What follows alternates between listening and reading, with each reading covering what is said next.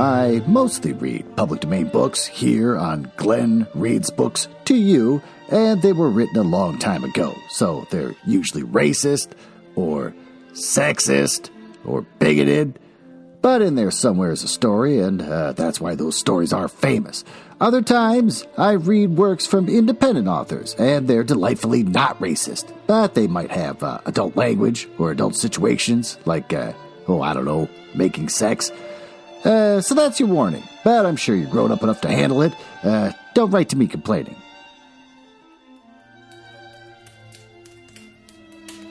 Oh, God, I'm dying. It's so hot in here. I can't handle it. Who's there? Who's there? Oh, it's you little idiot. I can barely see from all the sweat dripping down over my own eyes. My wife woke up at 5 o'clock in the morning this morning and was just vomiting like crazy. And it turns out she has some kind of horrible virus. Lots of cold sweats and throwing up. And I had to get out the big salad bowls for her to throw up in because she's so tired and so cold that she doesn't want to leave the bed. She just wants to throw up in bowls. The result being, I gotta crank up the heat to make her happy. Oh, she loves it. She'll feel a cascade of warm air falling down upon her. And she's still throwing up anyways. So I'm sweating like a pig in here. I can't handle it, but at least she's happy. Welcome to the Glenn Reads Books to You mansion. It's a fun little bit where I pretend to live in a mansion and not just recording in my basement. This is where I read the hottest public domain books and short stories. This week, we're going to continue to read Wuthering Heights by Emily Brontë. I was planning on reading a lot of chapters and make another really big, long episode, but it's just gotten too goddamn hot in here. I can't. We're just going to read a couple chapters, get the hell out. Want to learn about the author? Sure. I stole this from Wikipedia, so we might as well use it. Emily Brontë was born July 30th, 1818, and died December 19th, 1848. Was an English novelist and poet who is best known for her only novel, Wuthering Heights, now considered a classic of English literature. She also published a book of poetry with her sisters Charlotte and Anne, titled Poems by Kerr, Ellis, and Acton Bell, with her own poems finding regard as poetic genius. She died of tuberculosis, most likely caused by the runoff water from a nearby graveyard. Want to hear some fun facts? I stole them from thecollector.com. I don't even care anymore. Maria Bronte's last words before death were, "Oh God, my poor children." The matriarch of the Brontë family wasted away slowly following the birth of her sixth and final child, Anne. Final child, Anne. Historians have long suspected her excruciating cause of death to have been either uterine cancer or a lingering postpartum infection. At the time of Maria's death in 1821, her 6 children were all under the ages of 8. Her husband, Patrick, a clergyman, would later write that he was, quote, left quite alone, unless you suppose my 6 little children and the nurse and servants to have been company. What an asshole. You have servants, and you have children. But it's like, not good enough, I'm so alone. Shortly thereafter, Maria's sister Elizabeth would move into the Brontë family home to help raise and educate the children. She would stay at Haworth until her death in 1842. Anyone that goes there dies. Why did the sister have to go there? He literally has an army of people to take care of the children. Okay, well, thank God for that. With that, why don't we get out of this hot room and go to the library, which is hopefully cooler, and we can read some chapters of this book.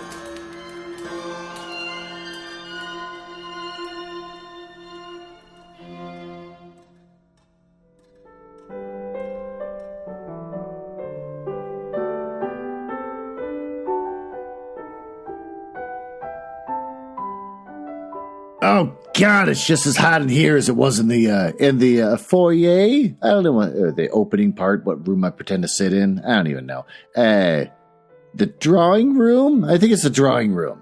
Let's look at my notes. Yeah, it's the drawing room. So it's hotter here than it was in the drawing room. And the worst part is she's been sleeping the whole damn time. She doesn't even know if it's hot or cold in here. But God forbid she wakes up with her high fever and her vomiting and realizes that the heat's not running. So, whatever. Let's just move on. Oh, what's that? You're uncomfortable? Maybe next time I'll get you a little bowl of ice. That'll make you happy, wouldn't it? I could just dip your little fingers in that. Let's start reading. Chapter 25. These things happened last winter, sir, said Miss Dean. Hardly, I don't know, more than a year ago. Last winter, I did not think at another 12 months' end I should be amusing a stranger, the family, with relating them. Yet, who knows how long you'll be a stranger? You're too young to rest, always contented, living by yourself, and I, some way fancy no one can see Catherine Linton and not love her. You smile, but you do look so lively and interested that when I talk about her, why have you asked me to hang your picture over the fireplace? And why? Stop, my good friend, I cried. Oh, it may be possible that I should love her, but would she love me? Oh, I doubt it so much to venture my tranquility by running into temptation, and then my home is not there. I'm of the busy world, and to its arms I must return. Go on. Was Catherine obedient to her father's commands? Oh, she was, continued the housekeeper. Oh, her affection for him was still the chief sentiment in her heart, and he spoke, without anger. Oh, he spoke in the deep tenderness of one about to leave his treasure amid perils and foes, where his remembered words would be the only aid that he could bequeath to the guider. Oh, and he said, I could hear my cat. He said to me a few days afterwards, I wish my nephew would write, Ellen, or call.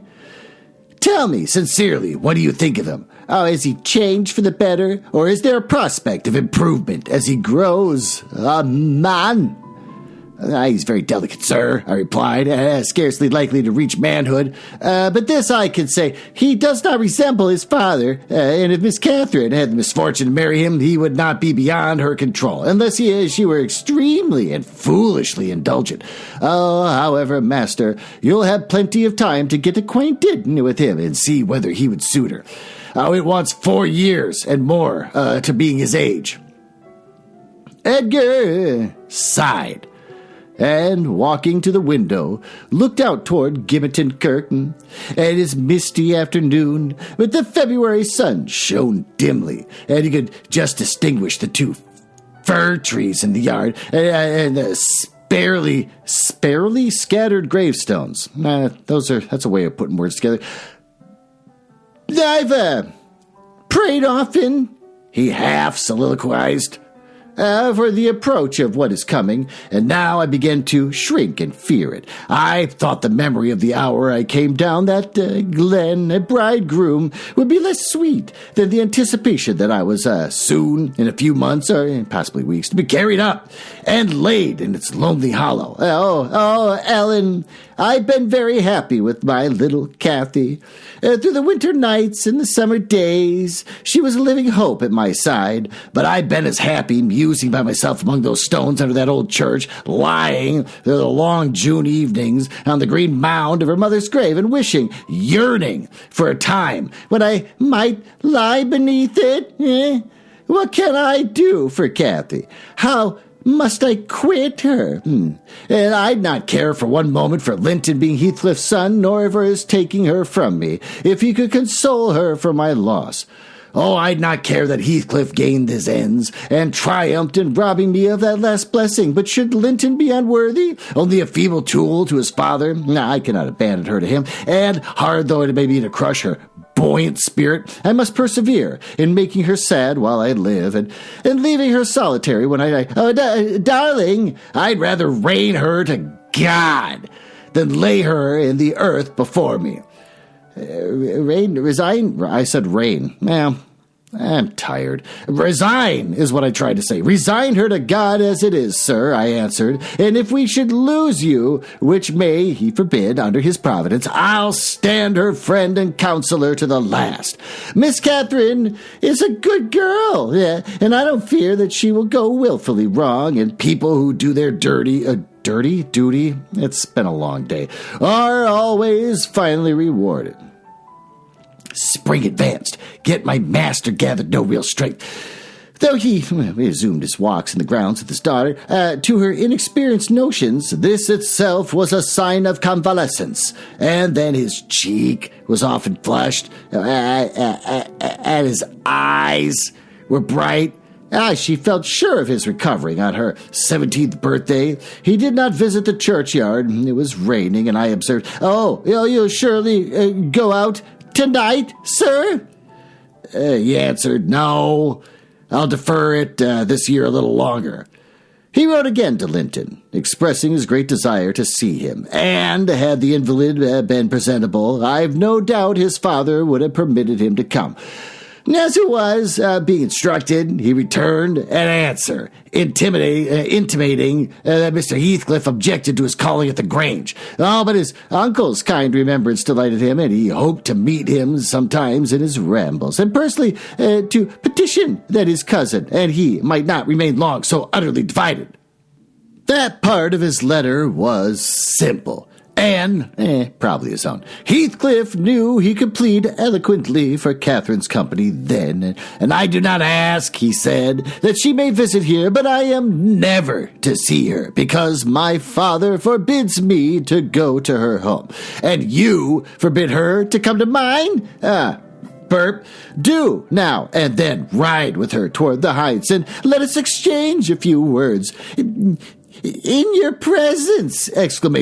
We have done nothing to deserve this separation. You are not angry with me. You have no reason to dislike me. You allow yourself. Dear uncle, send me a kind note tomorrow and leave to join you anywhere you please, except at Thrushcross Grange. I can't say it anymore. Thrushcross Grange.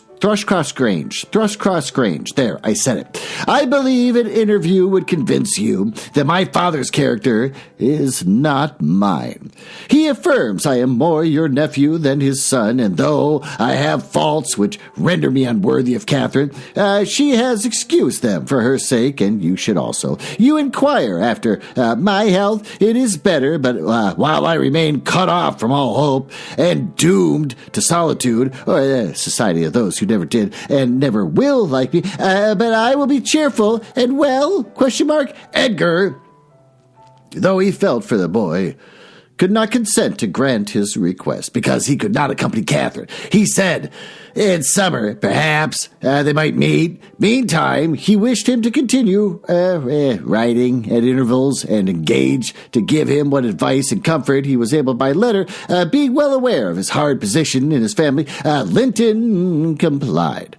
And he had been unrestrained, and probably would have spoilt all his filling his epistles with compliments and his limitations, but his father kept a sharp watch over him and, of course, insisted on every line that my master sent was shown. So, instead of penning his particular personal sufferings and distresses, the themes constantly uppermost in his thoughts, he harped on the cruel obligation of being held asunder from his friend and love, and gently intimated that Mr. Linton must allow an interview soon, or he should fear that he was purposely deceiving him with empty promises.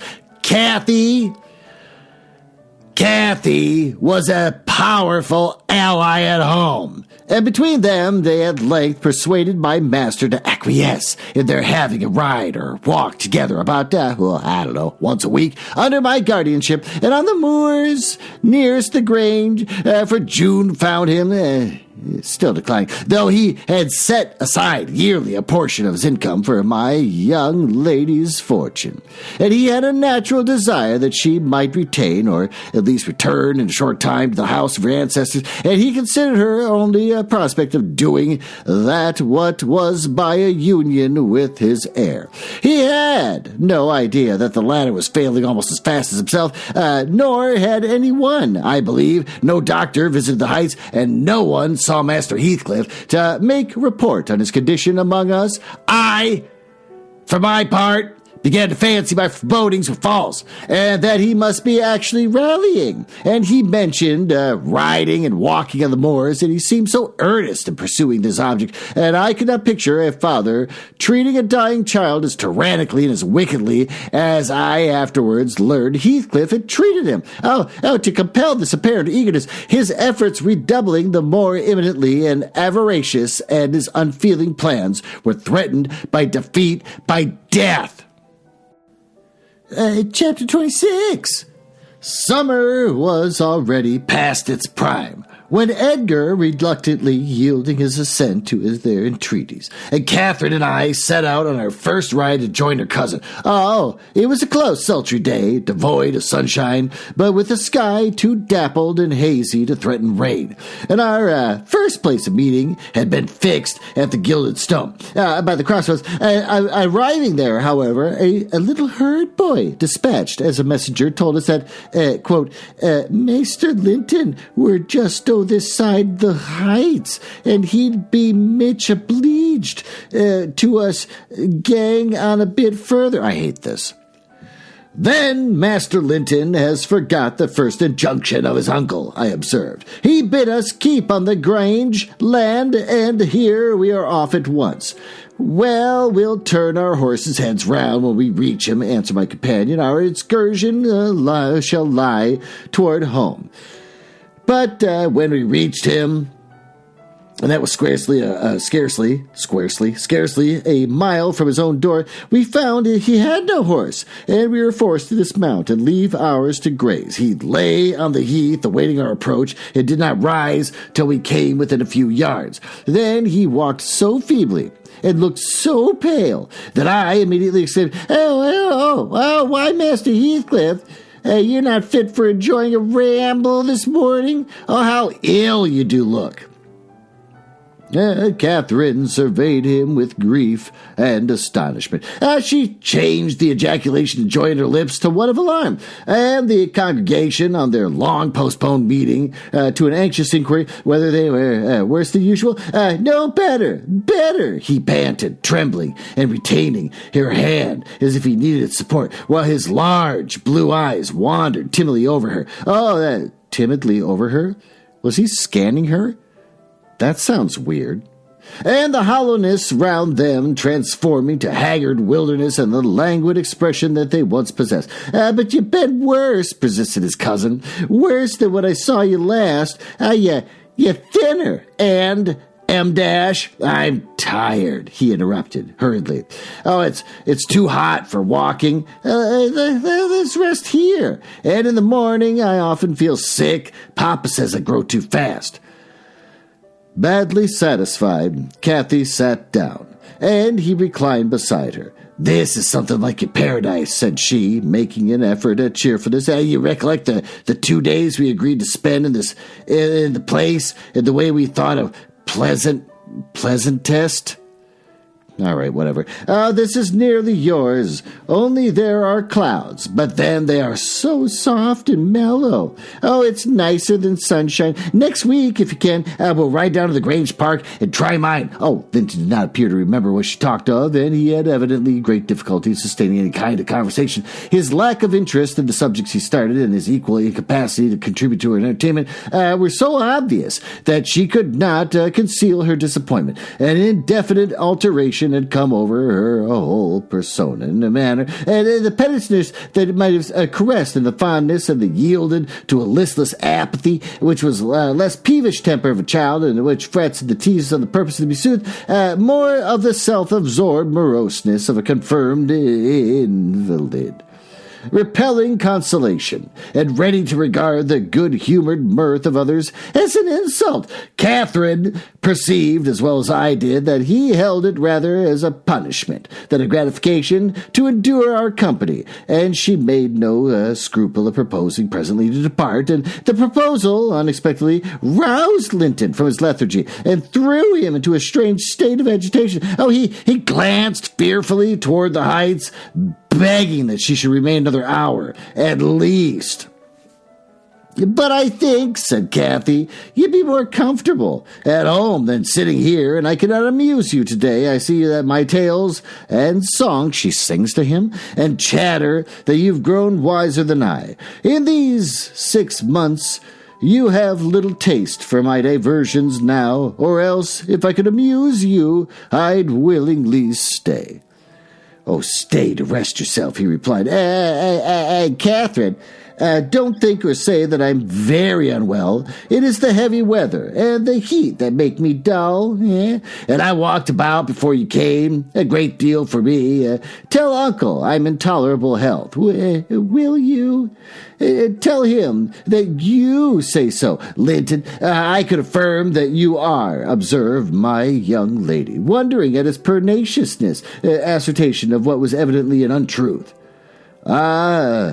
And be here again next Thursday, continued he, shunning her puzzled gaze, and give him my thanks for permitting you to come, and my best thanks, Catherine, and if you did meet my father and asked you about me, don't lead him to suppose that I've been extremely silent and stupid. Oh, don't look sad and downcast, as you are doing. He'll be angry. Well, I care nothing for his anger, exclaimed Kathy, imagining that she would be its object. Oh, but I do, said her cousin, shuddering. Don't provoke him against me, Catherine, for he is very hard.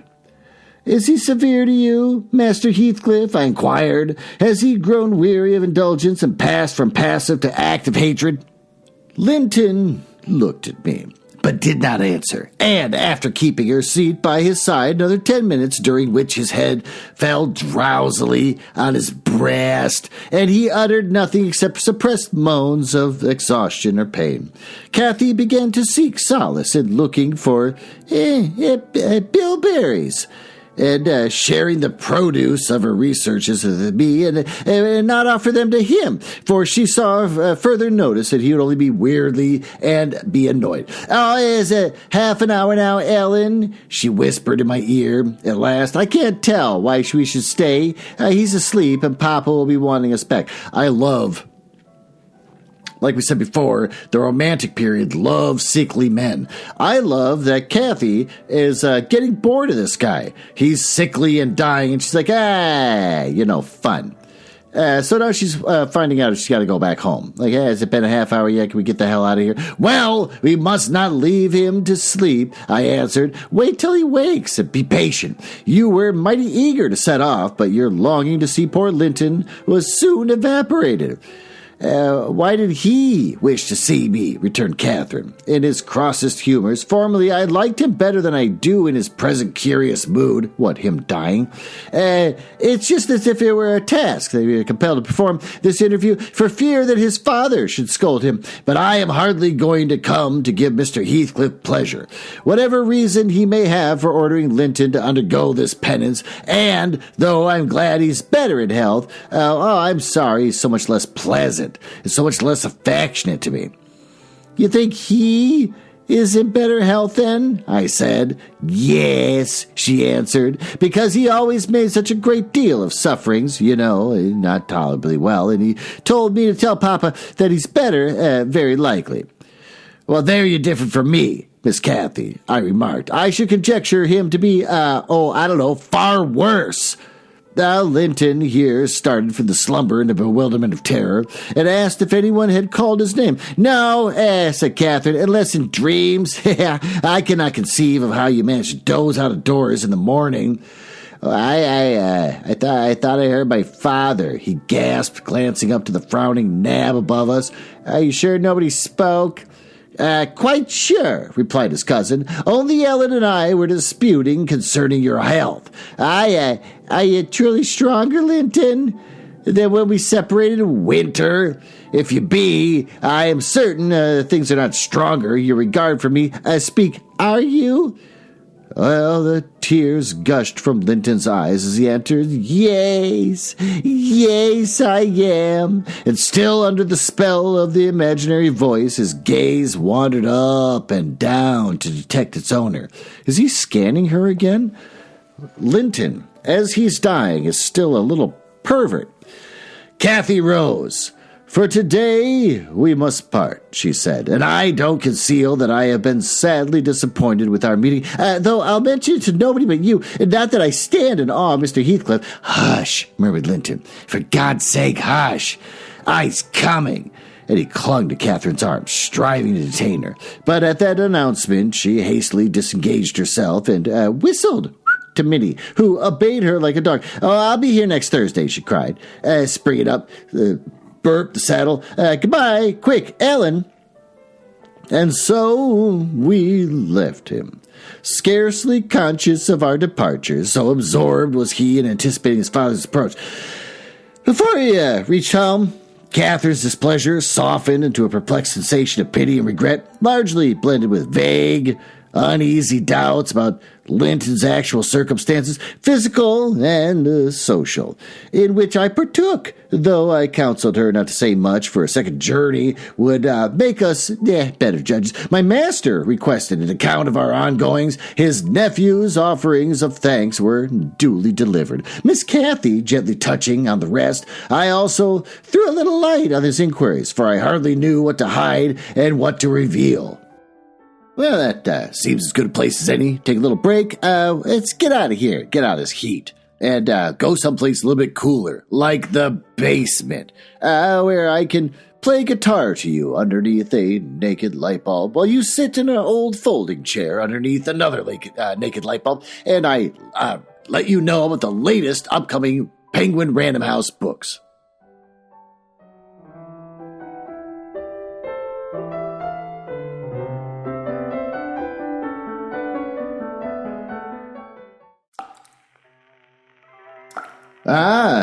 There you are. Come on in and take a seat. Why are you acting so timid? I know it's wet down here and dark. Go ahead. Come on, sit in the seat. Yeah, sit in the seat. There you go. As I play this guitar for you and let you know about a new Penguin Random House book called A Complaint-Free World, Revised and Updated. Stop Complaining and Start Living by Will Bowen. You want to hear about it? Sure. Now revised and updated for our modern world. The, quote, complaint-free, unquote, philosophy teaches you how to stop complaining, become more positive, and live the life you've always dreamed about not complaining all your life. Oh, it started more than 15 years ago with a simple purple bracelet. Will Bowen passed out bracelets and offered people a challenge. If you catch yourself complaining, take the bracelet off and move it to the other wrist, thereby making yourself aware of just how often you complain. The end goal was to go 21 consecutive days without complaining. A complaint-free world develops this idea further, offering practical advice and simple principles to transform your life for the better. The philosophy started a movement. No, it didn't. With millions committing to the 21 days and beyond without complaining, not really criticizing or gossiping. Though through changing their words, many found that they had changed their thoughts, resulting in healed relationships, probably not, improved careers, I doubt it, and a higher level of happiness, like a strained forced happiness. Oh, a complaint-free world explains what constitutes a complaint, why we complain, because it's natural and everyone does it, what benefits we think we receive from complaining, it's usually to let off stress, how complaining is destructive to our lives, not really, and how you can get others around us to stop complaining. Don't need to do that, let them do what they want. In this revised and updated edition, Will presents the steps to becoming complaint-free and addresses the modern issues that make it harder. Oh, with cell phones? Do cell phones make you complain more? And that's really hard. And more worthwhile than ever, including reflections on how the internet, I knew it, was changed how we complain and how we can resist, and how inspiring new testimonials from people have improved their relationships, workplaces, and attitudes by becoming complaint-free. Stop complaining and start living.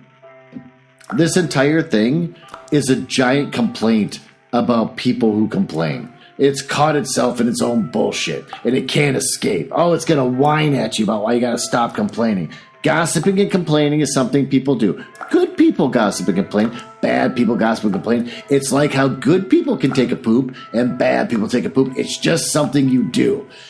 Oh, God, I hate this. Its category, of course, is self-improvement, inspiration, and somehow philosophy, which I highly doubt. I doubt that they're like quoting Descartes. It's a paperback for $17.99, coming out March 5th at Amazon, Barnes & Noble, Books A Million, Bookshop.org, Hudson Booksellers, Powell's, Target.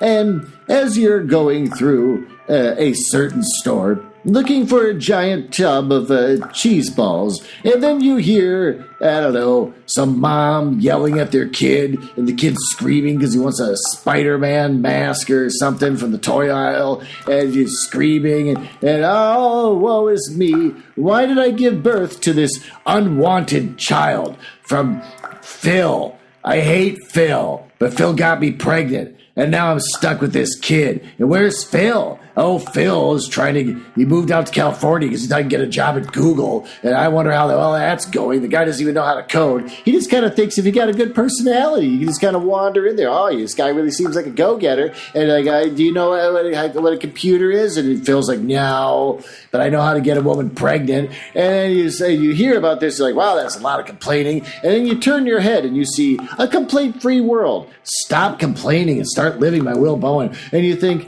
maybe I don't want to end up like, what's her name, Patrice and Phil. Maybe I need to change my life. And you'll pick up that book from the hollowed shelves of Walmart. Well, with that, why don't we go back upstairs and read another chapter of this book.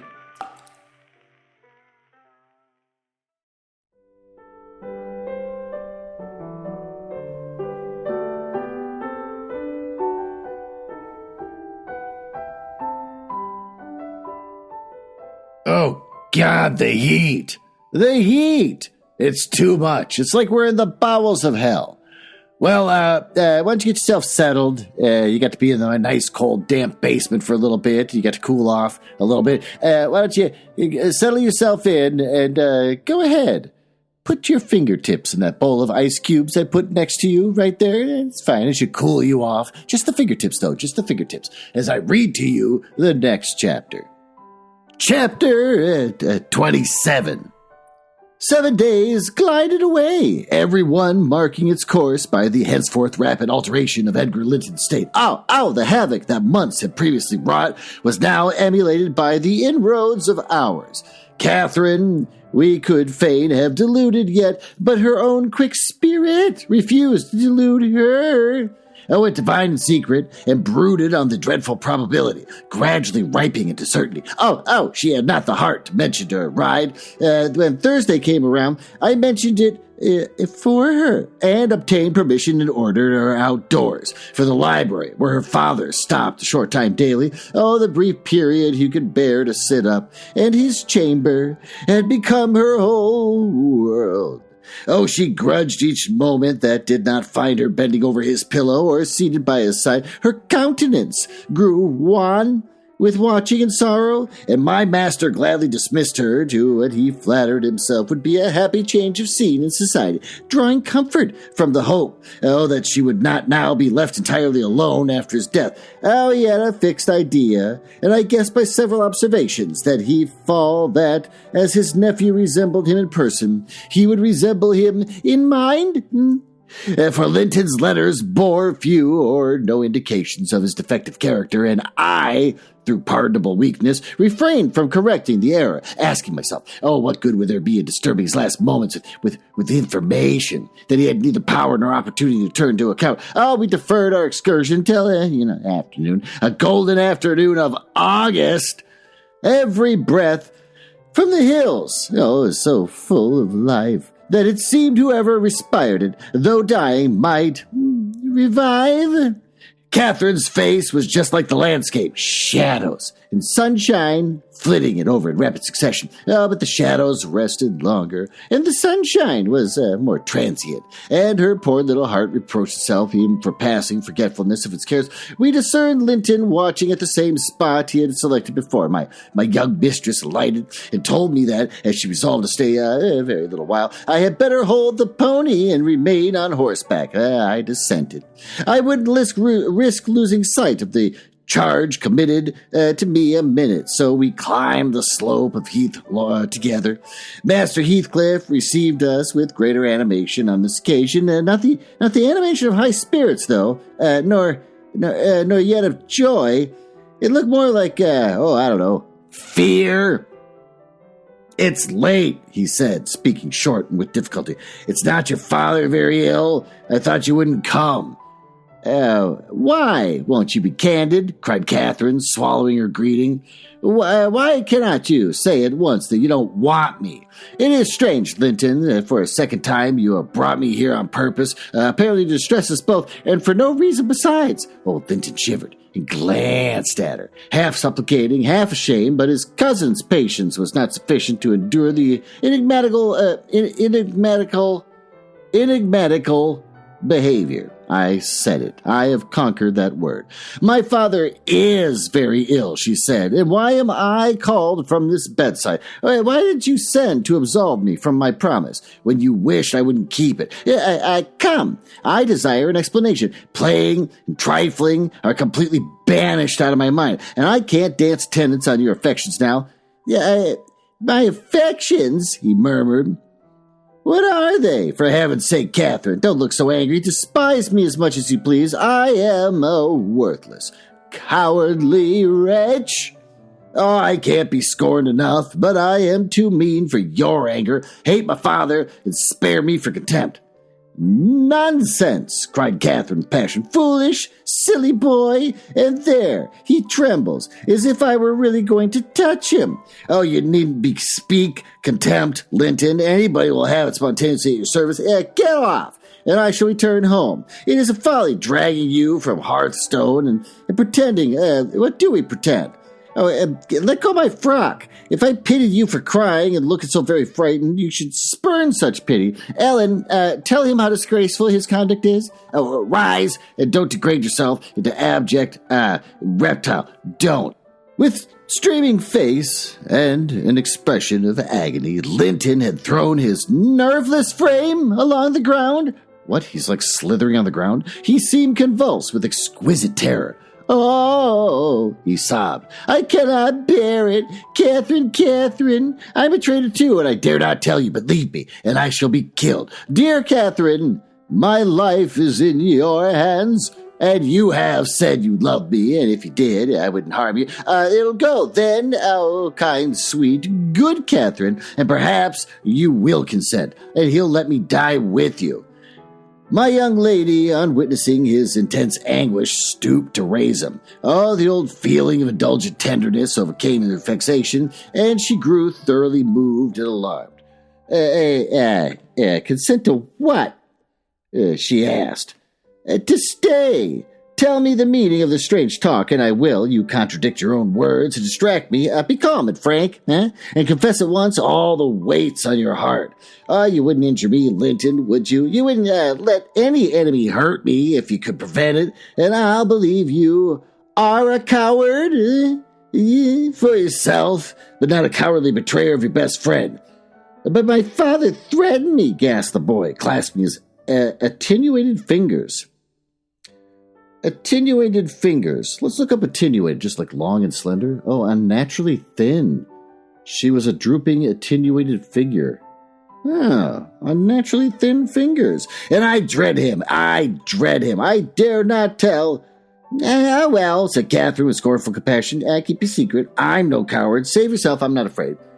Her magnanimity, moving on, provoked his tears. He wept wildly, kissing her unsupporting hands, and yet could not summon courage to speak out.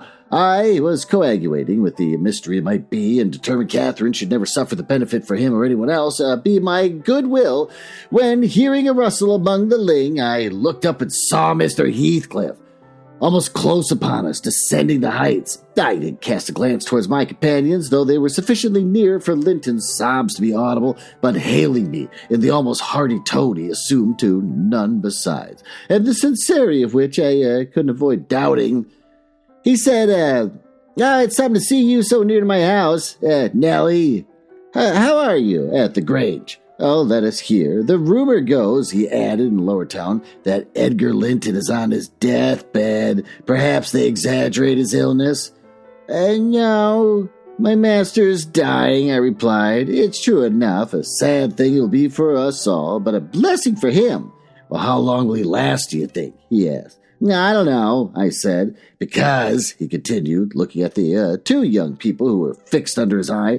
Linton appeared as if he could not venture to stir or raise his head, and Catherine could not move on his account, because that lad yonder seems determined to beat me, and I think his uncle to be quick and go before him. Hallo! Has the whelp been playing that game along? I did give him some lessons about sniveling. He is pretty lively with Miss Linton. Generally? Lively? No. He has shown the greatest distress, I answered. To see him, I would say that instead of rambling with his sweetheart on the hills, he ought to be in bed, under the hands of a doctor. Oh, he shall be in a day or two, muttered Heathcliff, but first...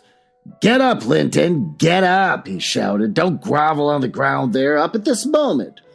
Linton sunk prostrate again in another paroxysm of a helpless fear, caused by his father's glance towards him, and I suppose there was nothing else to produce such humiliation. He made several efforts to obey, but his little strength was annihilated for the time, and he fell back again with a moan. Mr. Heathcliff advanced and lifted him to lean against the ridge of the turf. Now, he said with a curt ferocity, I'm getting angry, and if you don't command that paltry spirit of yours, damn you, get up directly. I will, father, he panted. Only let me alone or I shall faint. I've done as you've wished, I'm sure. Catherine will tell you that I have been cheerful. Keep by me, Catherine. Give me your hand. Take mine, said his father. Stand your feet. There now, she'll lend you her arm, that's right. Look at her. Oh, you should imagine I was a devil himself, Miss Linton, to excite such horror. To be so kind as to walk with him, will you? He shudders if I touch him. Linton, dear, whispered Catherine, I can't go to Wuthering Heights. Papa has forbidden me. Oh, he'll not harm you. Why are you so afraid?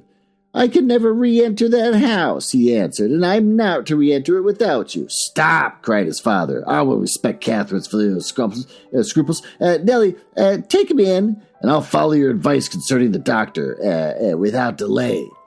You'll do well, replied I, but I must remain with my mistress. To mind your son is not my business. Well, you're very stiff, said Heathcliff, and I know that. Oh, but you'll force me to pinch the baby and make it scream before it moves your charity. Come then, my hero, are you willing to return, escorted by me?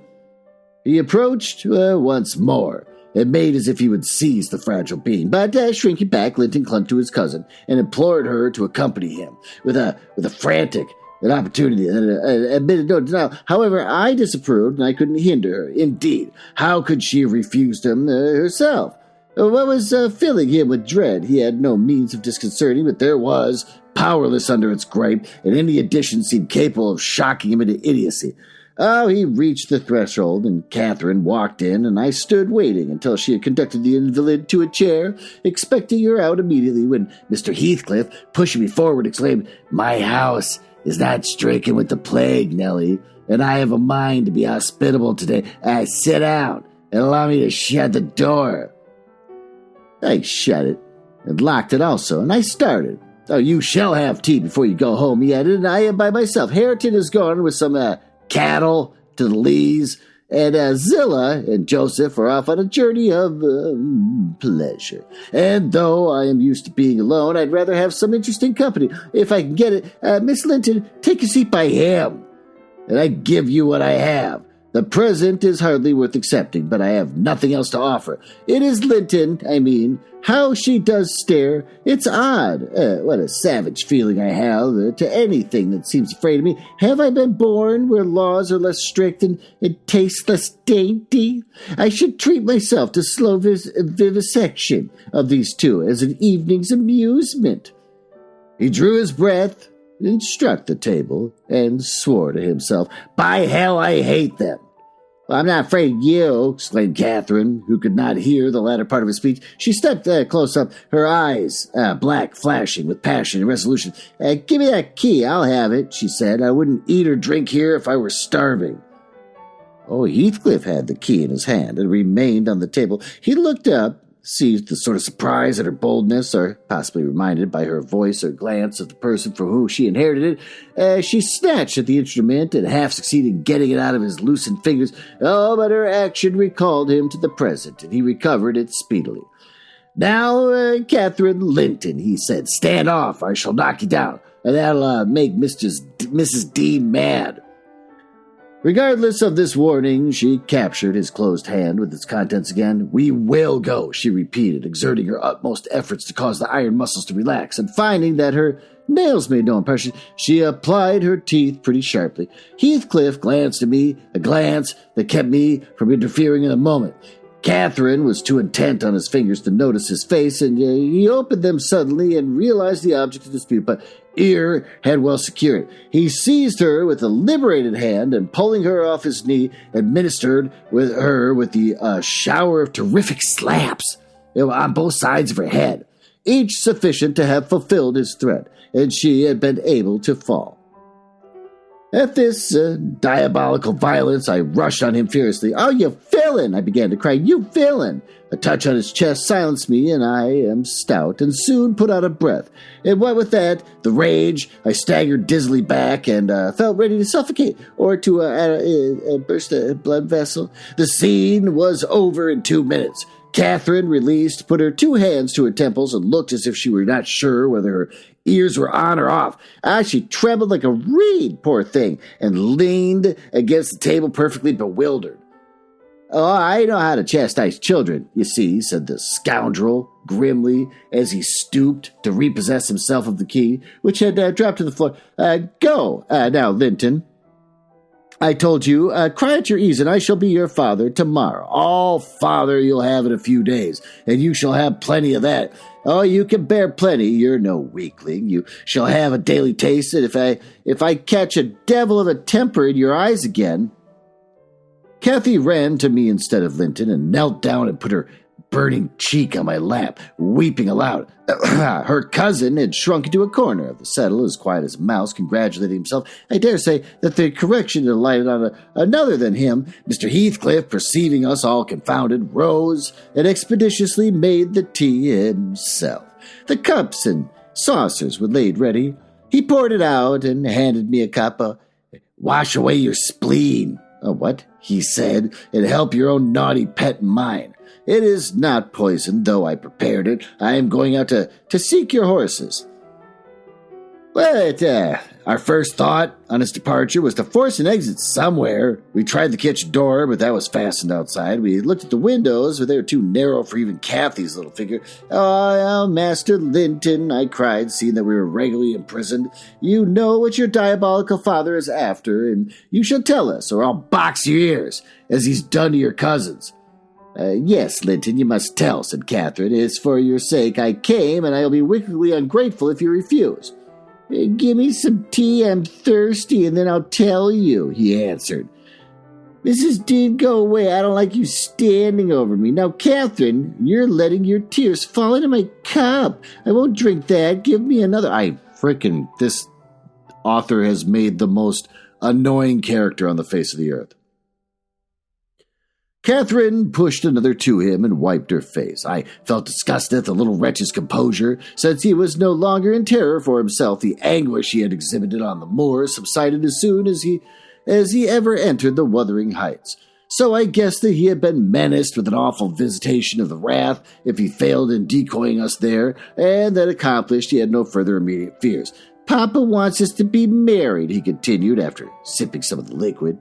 And he knows your papa won't let us marry now, and he's afraid of my dying if we wait, so we are to be married in the morning, and you are to stay here all night, and if you do as he wishes, you shall return home the next day and take me with you.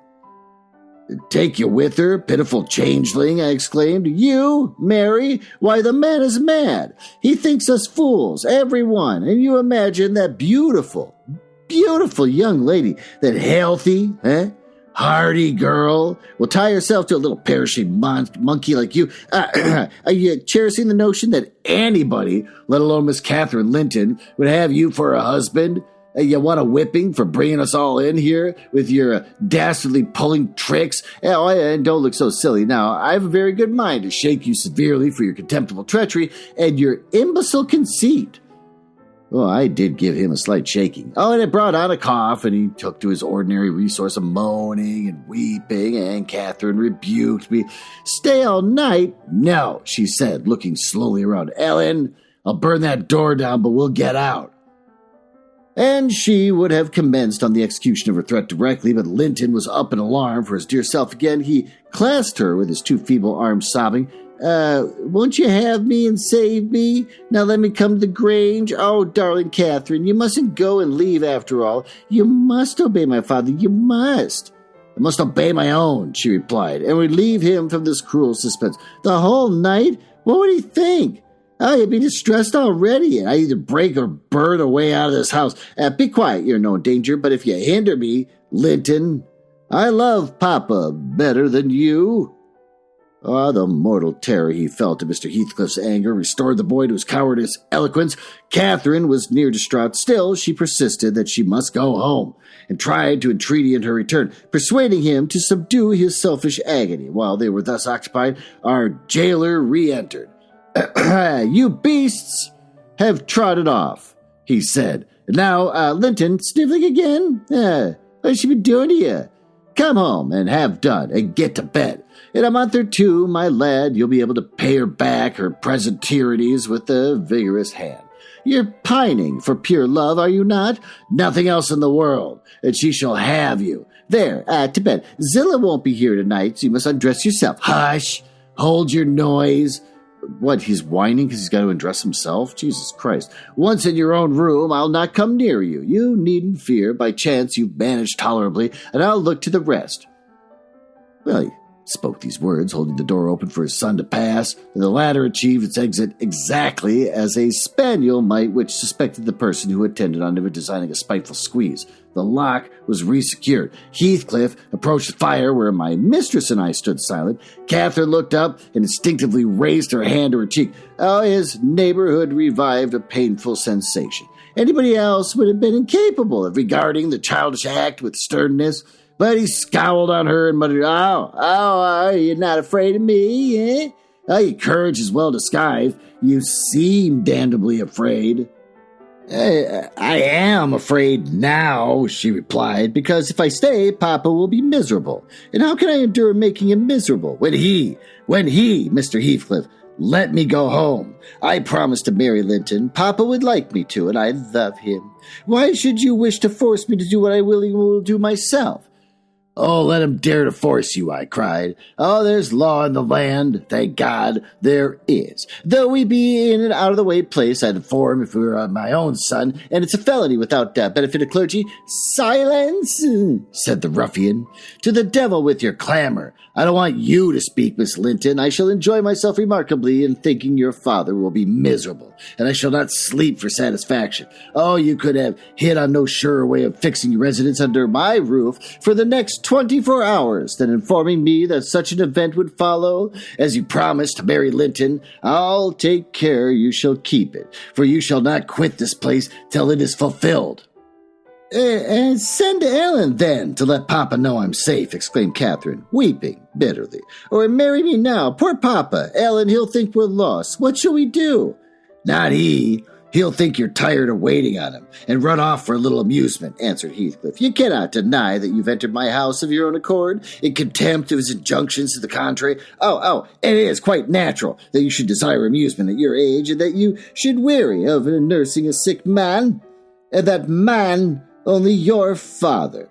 Catherine, as the happiest days are over of your life began, he cursed you, I dare say, for coming into the world, and I did at least. It should do you if he cursed you as he went out of it. I'd join him. I don't love you. How should I? Weep away. As far as I can see, it'll be your chief diversion here unless Linton makes amends for other losses and your provident parent appears to fancy he may. His letters of advice and consolation entertain me vastly. And his last recommended my jewel to be careful of his and kind to her when he got her. Careful and kind. That's pretty natural. And the Linton requires that the whole stock of care and kindness for himself. Linton can play the little tyrant well. Oh, he'll undertake to torture any number of cats if their teeth withdrawn and their claws pared. You'll be able to tell his uncle fine tales of his kindness when you get home again, I assure you. Well, you're right there, I said. Explain your son's character, show his resemblance to yourself, and then I hope Miss Kathy will think twice before she takes to the cockatrice? I'm looking up cockatrice. Caketrice, another term for basilisk, a mythical animal depicted. Oh, goddamn, another basilisk. This is like the second time in this book. I don't much mind speaking of his amiable qualities now, he answered, because she must either accept him or remain a prisoner, and you along with her till your master dies. I can detain you both, quite concealed here, if no doubt encourage her to retract your word, and you'll have an opportunity for judging. Well, I'm not retract any word, said Catherine. I'll marry him within this hour, if I may go to Thrushcross Grange. Oh, I said it there. Afterwards. Mr. Heathcliff, you're a cruel man, but you're not a fiend, and you won't, from any mere malice, destroys irrecoverably all my happiness. If Papa thought I had left him on purpose, and if he died before I returned, could I bear to live? Oh, I've given over crying, but I'm not going to kneel here at your knee and not get up, and I'll not take my eyes from your face till you look back at me. No, don't you turn away. Do look. Oh, you'll see nothing to provoke you. I don't hate you. I'm not angry that you struck me. Have you never loved anybody in all your life, Uncle? Never? You must look once. I'm so wretched you can't help being sorry and pitying me.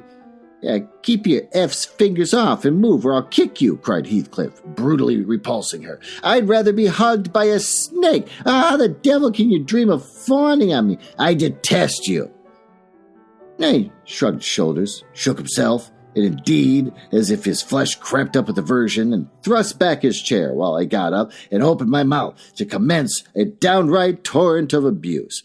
But I was rendered dumb in the middle of the first sentence by a threat that I should have shown into a room by myself. The very next syllable I uttered. Oh, it's growing dark, and we heard the sound of voices in the garden gate. Our host hurried out instantly. Oh, he had his wits about him. We had not. There was a talk of 2 or 3 minutes, and he returned alone. I thought it had been your cousin Hareton, I observed Catherine. I wish he would arrive. Who knows, but he might take our part? It was 3 servants sent to seek you from the Grange, said Heathcliff, overhearing me. You should have opened a lattice and called out, but I can swear that Chit is glad you didn't. Oh, he's glad to be obliged to stay, I'm certain. At learning the chance we had missed, we both gave vent to our grief without control. Oh, and he allowed us to wail till 9 o'clock.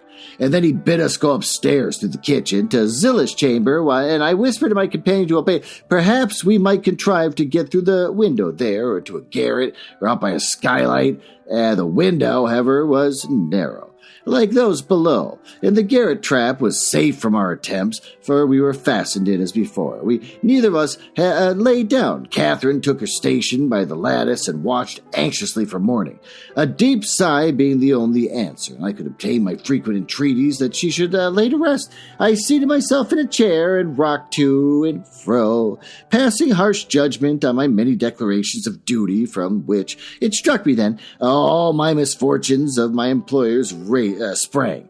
It was not the case in reality, I am aware, but it was in my imagination that dismal night that I thought Heathcliff himself less guilty than I.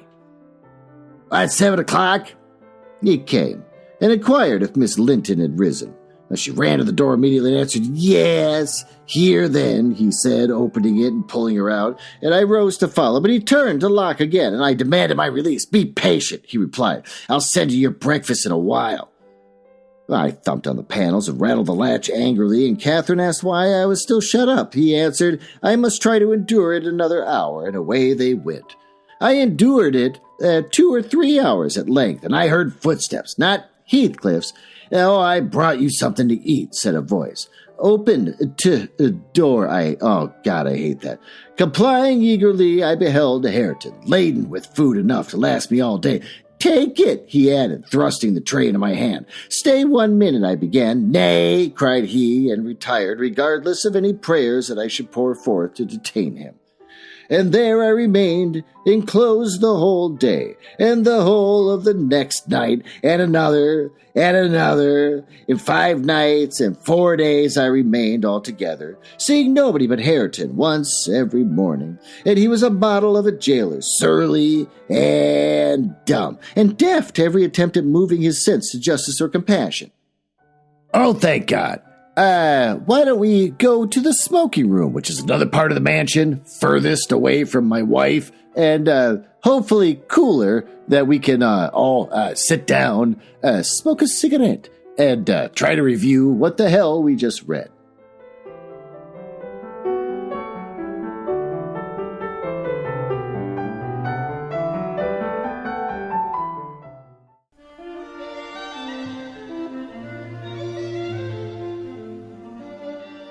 There you go. Why don't you get yourself settled in?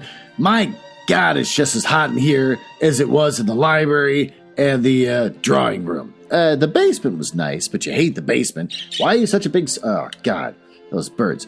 My wife put the birds in here, and look how sweaty they are. Everything in this house is wet. It's hot and humid, and I hate it. I'm going to have to wing it. I planned on reading a ton of chapters to get to, chapter 30. But it's just too goddamn hot in here. So, normally I steal everything from Spark Notes, but this time I'm just going to have to wing it. Tired of waiting on Linton to get his act together and actually get Kathy to fall in love with him, Heathcliff decides to get abusive and scares Linton into working harder to go get him married. He wants his son to marry into that family, so since Linton is so sickly, Heathcliff can wait him out until he dies, and then he can own all the land all over the place. This is probably the first time we see Heathcliff not have total control over something, and he's kind of in a panic, which makes him get more abusive than normal towards his own son, who he never liked, but he wasn't abusive, and he lashes out kind of incoherently. First, he's abusive to his son, and then when that doesn't work, he takes Nellie and Kathy hostage, vowing not to let them go until she marries him. So now, it's a race against the clock. He's got to get them married, which Kathy said, I'll marry him right now, just let me go home. And he's just kind of so incoherent. He's like, no, you don't go anywhere until you marry him in a way that I'm satisfied with. He doesn't really know what he's doing. And then he keeps Nellie, locked up where she just can't go out at all while he's letting Kathy go out and, mix and have little, two people socials with Linton. So he's kind of gone more mad than usual, which just goes to show that his greed for money from this family, he wants to destroy the family, and then he also wants all their money. And so this one's kind of a little tight because his son is so close to death. And then also, Edgar? Edgar's so close to death, and he's like, oh my God, I got to hurry this up and make this happen. So we're watching a man under pressure suddenly start to kind of fall apart. So think about that while you sweat there in that Naugahyde chair that your legs, because you're wearing shorts, your legs are sticking to, like the interior of a Buick from the 1970s on a hot summer day. Thanks for coming. And I want to call it a quits, and I want to go lay down in bed next to my selfishly sick wife. Oh, she throws up. So self-absorbed, the way she throws up and stuff. And so I'm going to go get up in bed and I'll be like, hey, do you want some more water? Of course she does. That's all she thinks about because she's so self-absorbed. And then I had to go get Gatorade for her earlier because she's a nurse. So she's like, I need Gatorade. I'm like, okay, doctor, whatever you prescribe. So I go get Gatorade. Did she drink it? Hardly. She's too busy throwing it all up. She doesn't care about anyone but herself. So I'm going to go lay down next to her in bed and put on my CPAP and hope that that prevents, that can filter out all the germs from her open mouth, just breathing while she sleeps, just filling the room with virus. So think about that. And we'll see you next week.